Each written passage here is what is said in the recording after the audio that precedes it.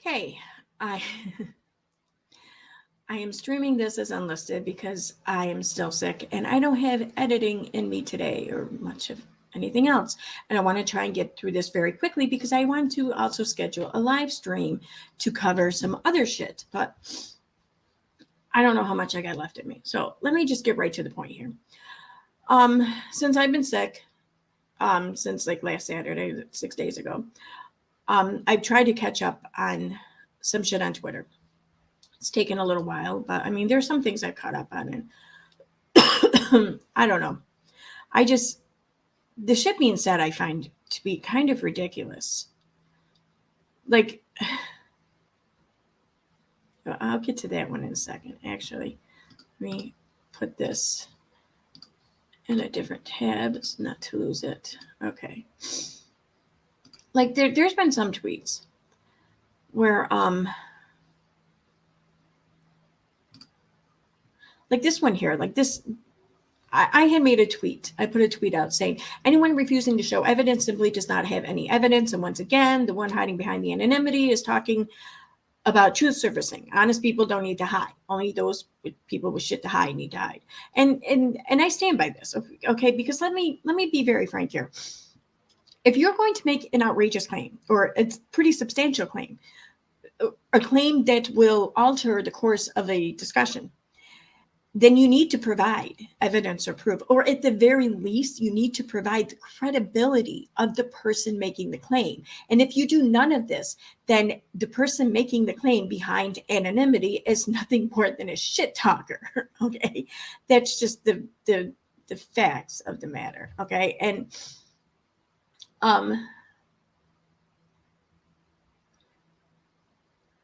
yeah, they're a shit talker because they're not providing any proof or evidence to back their claims, nor are they providing anyone to face accountability for their claims, should their claims be proven false or whatever. You're providing nothing. You're hiding. It's kind of being a pussy, if I'm gonna be honest here. I don't know how else to call it. I don't like to use that term because whatever, but definitely being a coward. I'm gonna say that much. And other than that, there's some other mostly tweets. People seem to be really upset about mine and Unirock's stream, and I really hope Unirock isn't like kind of feeding into it or falling for it or whatever, or buying into it. I don't know, however you want to word it. It looks like maybe he is, but I really hope he's not. I would hope that he would just, I don't know, be more of a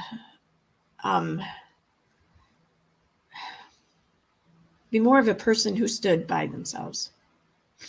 But I want to just say that, yeah, mine and Unirock's discussion, like Unirock, for real, I did think it was going to be more of a debate. And I thought that because of all the back and forth and everything on Twitter leading up to, the agreement of this debate, and right up until like where we set a date and shit, it was that back and forth banter that led me to believe that, and I think much of other people to believe it. It wasn't until I think it was the day of the live stream where you had tweeted to me saying, "Oh, just relax, it's just a conversation or whatever." That's when it dawned on me, like, oh, okay, so I guess it's not going to be a debate. But I still thought maybe it will be. I don't know, but I was definitely under the impression that that was not going to be the case. So and don't get me wrong, I loved it. I loved our conversation. I hope we have more of them, whether they're on stream or off stream, whatever. I do. I hope we have more of them. I really enjoyed it. In fact, like there's, as far as the whole vaccine community, there's a lot of other shit that I'm involved in and doing behind the scenes. It's not for public consumption or whatever, but it's like real life stuff too, even. And it's someone like you I think would be awesome to be able to come to for advice or whatever, or even if you wanted to work with me on it, because the state in which you live in is like one of the major ground zero states for the entire anti-vax community. Like you, I think, would be really good at this. So, I mean, it kind of sucks. So if any chances of that are just shot, I really hope not. But why people have an issue with this is beyond me. I don't get it. What the fuck is the problem? What do you care? Why do you care? I mean, really, it's like people just wanted me to show up and stream for everyone to just scream at me about what a shit person I am. And let's be honest about this here, okay? The reason why people want to call me a shit person is because they think I'm some sort of R apologist or whatever. They want to throw in my face how I read this R report or whatever. Little Red and I did our live stream there in the end of October 2020. And sure, yeah, we caught a little bit of shit for it, but we didn't catch a whole lot of shit, at least not by today's standards anyways. By comparison, we didn't catch much shit at all. But my shit that I've been catching, it really didn't start until like around, I don't know, May, June, maybe 2021, months later, when I started to speak highly or show any kind of support for Steve against Katie. That's when people really started to come at me for this shit. So I'm going to go ahead and just throw that out there, that's one of you people. If you never tweeted at me before about mine a Little Red stream until spring of 2021, then you are an exploitative piece of shit who uses art as a weapon against people you don't like. Wow, that's pretty fucking bad. Just saying. Now, moving on. So yeah, it seems like much of the shit I didn't catch until the shit was Steve. Okay. And don't get me wrong here, guys. I get it. Steve can be kind of a pain in the ass. I get how he can get on your nerves. He can get under your skin. Okay. I'm not saying I don't see this at all ever. I might be able to see it a little. But you know what? As his friend, I ignore it. I move on. I just move on. And I'm sure that he does the same exact thing to me when I have the same effect on him. I'm sure I had the same effect on a lot of people. And a lot of people just ignore it and move on. And believe me, I'm very grateful and thankful for that. Okay. But I get it. So just move on. Just fucking move on. Like, what is this even over anymore? Really? You mean to tell me that you're still really fucking pissed off because he had some shit guest on? And I don't even know what year was that. Was it 2018 or something? Maybe I don't even fucking know what year it was. Whatever. 2019. Are you really that upset about that still? Because that's kind of crazy. That's literally like that might even be one of the definitions of crazy. Not be honest with you. No, all right, not being honest, but whatever. So, yeah, there's that. And don't get me wrong, I don't agree with that guest he had on either. I wouldn't have had that guest on for any reason, whatever. And I'm sure that there's other guests that he's had on that I wouldn't have had on. I didn't befriend him because of his fucking YouTube channel guest list. Why would I unfriend him for that? Why are you so invested in who's friends with Steve? What do you care? This is like some shit I've never seen before. I've never seen any shit like this before. Like, if people want to come at me over Katie or whatever, okay, I don't come at Katie on social media. In fact, if you look at our social medias, like our interactions with each other, there's none. There's zilch. There's nada. Maybe a couple times in like 2020. Okay, but yeah, nothing since that. I don't even tweet on her like replies to her tweets or whatever. I don't even pay attention to that shit. I don't come at her. I don't talk to her. I mock her. I make fun of her. I make funny, or all right, albeit poorly attempted funny videos, but I do try to make funny videos nonetheless. The video I uploaded today was, that covered some older shit that she had said or done or whatever, but I don't even do that often. And either way, I'm not here on social media coming at supporters of Katie, throwing old shit in their face, saying, why don't you call her out for this? Why are you still supporting her after she said or did this shit about a pride flag in 2020? But that's what you all are doing with Steve. That's fucking crazy, guys. That's crazy. You gotta see how that's crazy. I mean, I don't know what else to call it. Fucking. So yeah, just scrolling through this, there are a couple things that kind of got under my skin a little bit. Whatever. I can't even find them now. Am I on the right part? Yeah. Sorry, excuse me. I'm going to be coughing a lot. If it's something that's going to bother you, then you might just want to turn your volume down or some shit. I don't know. How did it go? There's something here that I wanted to point out, but now I can't fucking find it.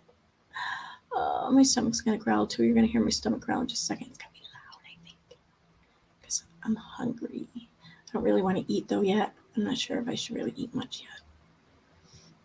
I tell you, this shit has been no joke on me. It sucked.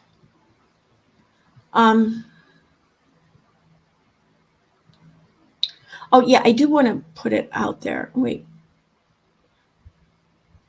There we go. It's right around here. There we go. Okay. So I noticed that Menace to Sobriety had been tweeting at me like a week ago or something like that for 6 days. Oh, the day I got sick. I want to just say real quick, dude, I don't have any of that paperwork memorized. Okay, you clearly do.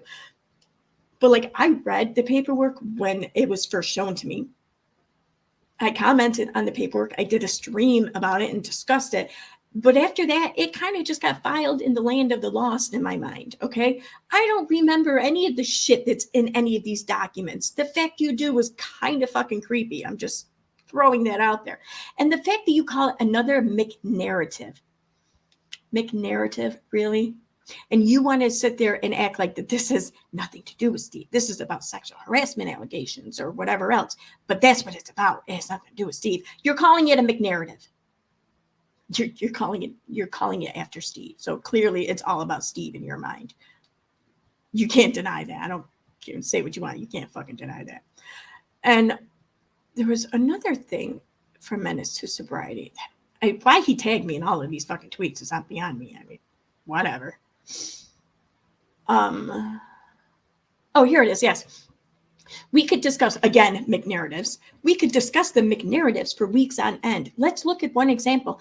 This is a false narrative he's cooked up. And with that, you share a tweet from Steve. The tweet from Steve reads, Katie Joy Paulson willfully and knowingly falsely accused me of medical fraud, social security fraud, disability fraud, tax evasion, sending death threats, sexual harassment, and has never taken accountability for lying. Well, the one thing I will kind of mildly disagree with is that she did briefly take accountability for some of that. Although, no, I don't think she took accountability for lying. She just apologized. She didn't say she lied, though.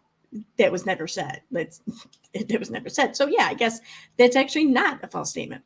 I can emphatically stand behind each and every one of these, except for maybe the sending death threats, because to my knowledge, I've never seen any death threats, but I don't doubt that they were sent. I do believe that this is a truthful statement on his part. I just, without my having seen it, I don't want to quite put all my oomph behind it, but I'm sure once, and if I ask Steve to see it, I'm sure he will happily provide it for me. So yeah, that won't even last long. Now, here's what I don't get. All these people are the first ones to jump on Katie Joy's shit, to call her out for her lying, for her manipulation, for her exaggeration, for her false narratives, for her false remembrance, her rewriting history, whatever. Whatever. You all notice it quickly and jump right on her for it. But the second she says anything about Steve, her word becomes fucking gold. Make that make sense. That's crazy. So people don't just suddenly change who they are when talking about a specific subject. That doesn't happen, okay? Especially when the subject is of no consequence really to her. It's Steve. What does she care about Steve? She just really fucking hates him. But I mean, it's not like some important thing in her life, like her kid or something, okay? So it's of no consequence really to her. Just saying. But the fact that you guys are all so ready, willing, and able to lap up whatever junk she's fucking pissing into your mouths because it's about Steve is fucking weird. Just saying. Anyway, moving on. So yeah, that's pretty much all I'm going to say about that shit. And I put this out here several times now that I will happily debate anyone, and I will, so long as it's a one-on-one thing. I'm not going to debate like a whole live chat or something, because I'm only one of me. Sorry. I will happily do one-on-one with anyone. Okay. I will have certain stipulations, which I've made very known, like the whole muted mics thing. If you need an explanation, ask me, I'll tell you, whatever. But yeah, I will happily have a debate with anyone. Okay. So, but what's weird though, is I read this, when people talk about having a debate with me or just the debating in general, no one really seems to want to debate me on anything I said or done so much, except for maybe reading the R report. But I mean, I don't even know how much more that can be fucking hashed away. Other than you just want to keep telling me, you're a liar, you're a liar, you're a liar. And that's not going to go far. So come on now. It ain't a debate if that's the case. But it seems like everyone wants to debate me over Steve. Everyone wants to debate me over things Steve has said or done. But no one wants to debate Steve over things Steve has said or done. I don't get that. I mean, don't get me wrong. I'll debate anyone over anything. I used to call it Facebook fighting. I love Facebook fighting. Well, I love fucking Twitter fighting. I love YouTube fighting, whatever. It's all the same thing. Fuck yeah, I'm up for that. But it just seems weird that nobody wants to debate me over a neutral issue, really. But everyone wants to debate me over something Steve maybe said or did years ago. That's fucking weird. I'm just putting it out there. Like, find something, I don't know, fucking fun to want to debate. It's not fun for me. I don't know. But whatever. I'm not going to go back on my word. I said I do it and I do it. Anyway, so there's that. And one last thing I'm going to go over real quick, and I'm save this to the end, because people seem to want to talk about a timeline of sorts, which I find weird, but whatever. I'm just going to throw it out there. I talked about this on Unirock's channel when I was on a stream about why I did what I did regarding the whole R report. And I'm just going to throw out there a quick little timeline of events, okay? Because so it's out there. Now, it was in between September 6th and 8th. I believe it's the 6th and 8th. Maybe it's the 5th and 7th. Okay, that part of the timeline I don't have hammered down today, but I think it was the 6th and the 8th, where Katie went about and she did this whole Me Too tour across several platforms. Like there were dozens and dozens, like probably over 100 posts between all the platforms. There were several live streams, a couple live streams, and I think a video. There's actually 3. I thought that there were only 3, but there's actually 4. All this time I didn't realize that there was a 4th one, but okay. But all in all, there's 4 video, whatever things from her regarding this. So yeah, and throughout this, she names the person she's accused, which I'm not even going to touch on that. But she talks about this police officer. Now, let me explain something here about this police officer, because I've read her account of this a few times over the years, like since 2018. And she's made mention of a police officer, but her story over the police officer has changed. Her story over anything else, nothing else has changed. And in fact, after I read the report, I have to say, her story really hasn't changed regarding that at all. Like not at all since 2007. That's saying something. Like that kind of lends her story some credibility in my eyes. That's just me though.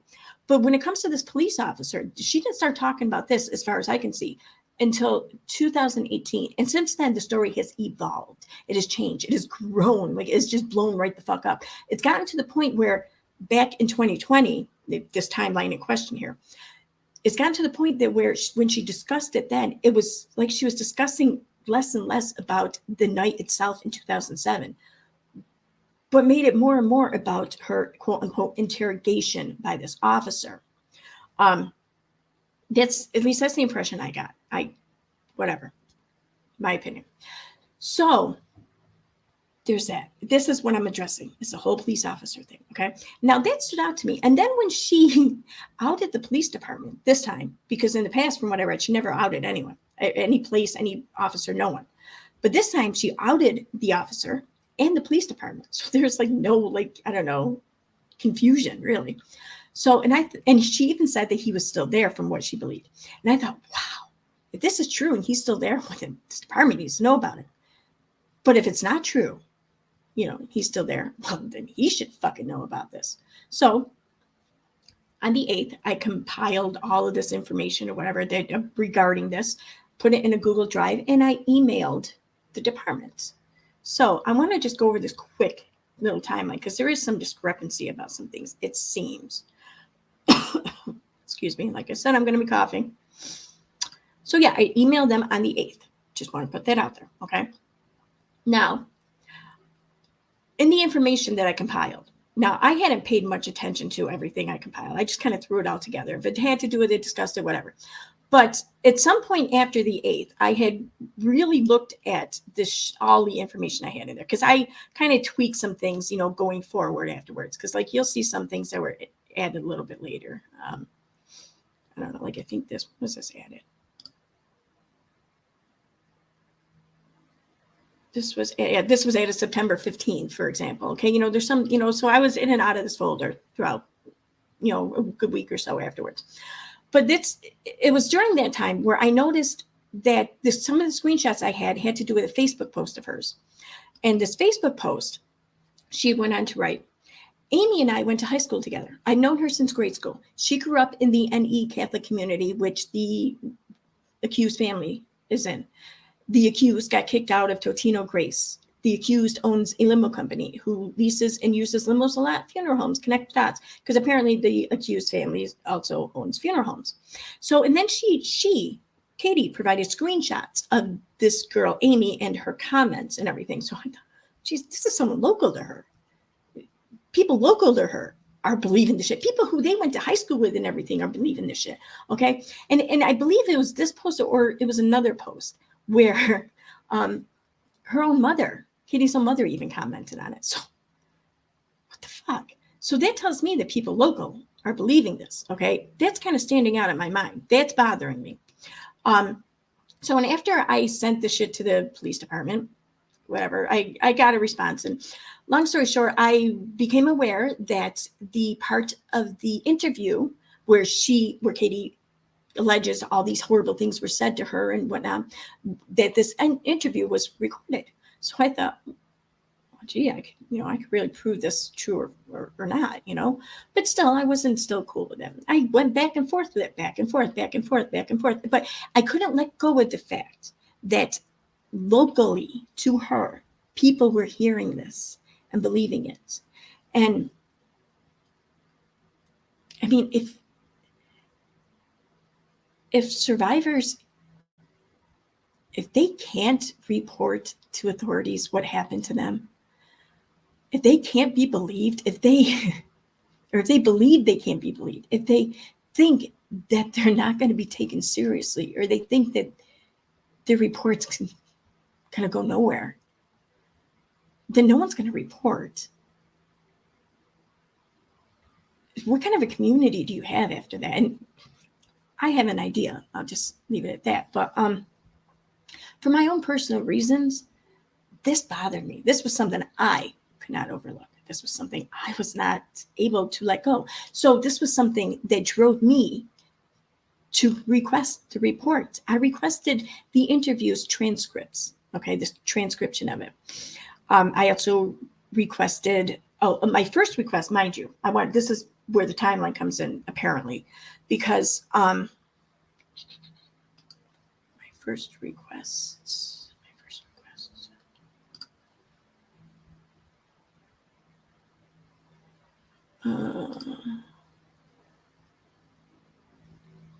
My first request was on the 16th, September 16th. And I'm pointing this out because it's been said over and over again that the only reason why Little Red and I did what I did on our live stream is because to get revenge at Katie for Katie reading Sophie Long's reports and shit online or whatever. I never understood that excuse or whatever. And I like people who agreed with what we did, even kind of threw that in people's faces. That was never something anyone ever heard come out of my mouth, though, because I did what I did for my own personal reasons. It had nothing to do with anything Katie had said or done beforehand, other than, her lying about the officer. But it had nothing to do with Sophie or anyone else, or how she handled anyone else's reports. This wasn't revenge. It wasn't spiteful or anything like that in my case. This was for no other reason other than to repair whatever reputation she was trying to ruin of a victim's advocate. Because any which way you look at it, this officer was and is a victim's advocate. This is someone who victims make a report to. This is someone who takes the report. This is someone who investigates the report, tries to find the person responsible, and then hold them to task. I can't think of anything more advocating for a victim than that. So she was trying to ruin a victim's advocate, okay? I forgot even where I started with that comment. Anyway, so that's the whole reason why I did what I did. Now, like I said, Katie told her story in between September 6th and 8th. Katie then obtained the court documents for Sophie. I had the screenshots and everything of her discussing this with one of the group members on Facebook and the group, The Long Hoax, which was at the time described as, or explained in the About section, a dark humor group regarding the allegations with Sophie Long and whatever. It was fucked up kind of About section, if you ask me, but whatever. So I had the posts I have regarding that.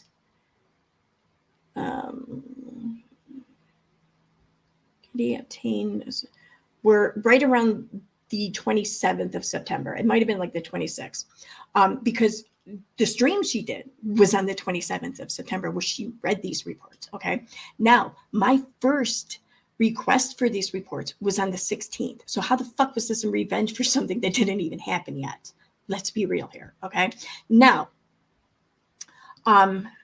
Little Red in my stream also wasn't until the end of October, which my first request there was September 16th, like I said. However, I didn't actually obtain the records till the end of October, I think 23rd maybe. Is that the 23rd? Yes, the 23rd of October. So that's how long it took me to get shit right. I'm an idiot. So yeah, this had nothing to do with Sophie Long. It had nothing to do with how she got records or handled records, whatever. I barely even paid attention to this shit. After she called Sophie a brat, I didn't even really pay much attention to that, because I didn't really disagree with her much when it came to Michael Long. You know, I didn't really talk about it because just I didn't want to talk about it much, but I made it known that, well, you know, is she really that wrong about him being kind of a fucking whack job? Because I really think he is. That doesn't mean that Sophie wasn't, you know, abused. I believe the only person I believe out of that whole thing is the victim. And if and until the victim says otherwise, I'm going to believe the victim.